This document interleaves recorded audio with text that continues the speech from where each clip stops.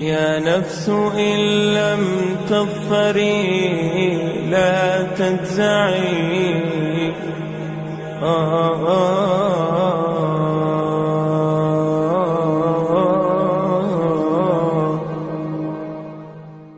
Adding a second part to the Mirza Ghulam as a promised Messiah. There's another episode. Was Mirza Ghulam the promised Messiah as he claimed? Nourished by the British, Mirza Ghulam Ahmad, the impostor from Qadian, North India, made many ridiculous claims in his lifetime.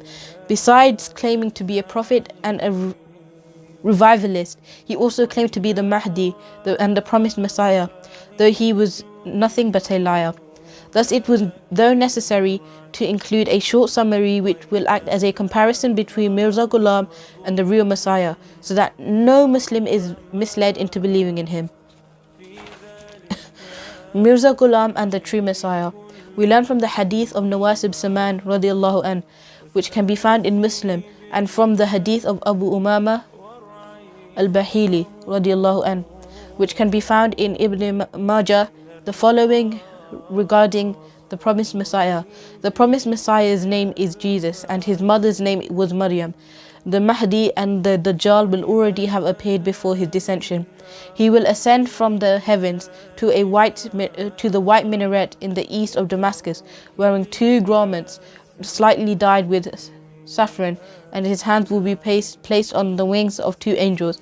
Every kafir who smells his breath will die, and his breath will reach as far as he can see. He will kill the Dajjal at the eastern gate of Lud.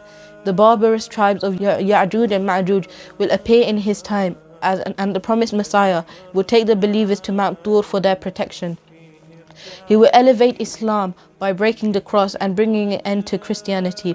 The Jews and Christians will believe in him before his death. He will kill the pig that the Christians considered halal to eat, and the non-Muslim will not have to pay tax.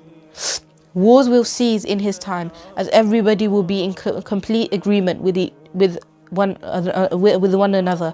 There will be so much wealth that the receiving of sadaqah will be discarded, and everyone will have enough wealth of his own. In his time, harmful animals will be made harmless, and the venom will be taken out of all venomous animals. A child will put his hand in a snake's mouth, and it will not harm him. A little girl will be able to chase a lion away, and it will not harm her.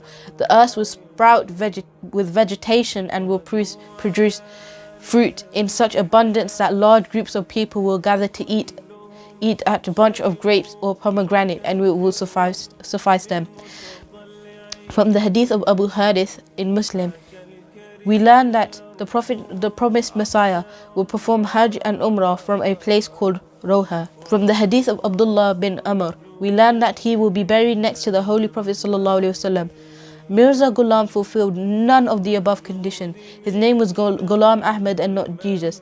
He was the son of Chirag and not Maryam. The Mahdi and the Dajjal did not appear before him. Thus, there was no question about him killing the Dajjal. He did not descend from the heavens, and nor did any kafir die from his breath. The tribes of Ya'juj and Ma'juj did not appear in his time, nor did the Jews or Christians believe in him before his death. He did not elevate Islam, but insulted it by claiming to be the Mahdi, the Messiah, and a prophet. He did not kill the pig, but enjoyed eating it. Wars did not cease in his time, as the Muslims were fighting with the British in India. The receiving of sadaqah was not discarded, nor did the venom be taken out the venomous animal in his time. He never performed Hajj or Umrah, and he died in a toilet.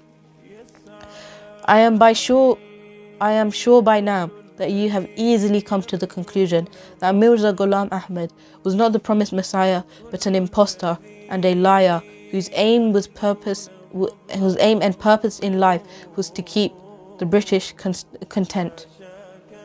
وما علينا إلا البلاغ المبين.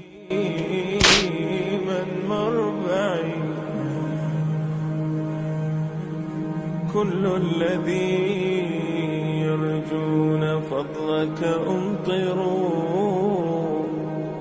حاشاك أن يبقى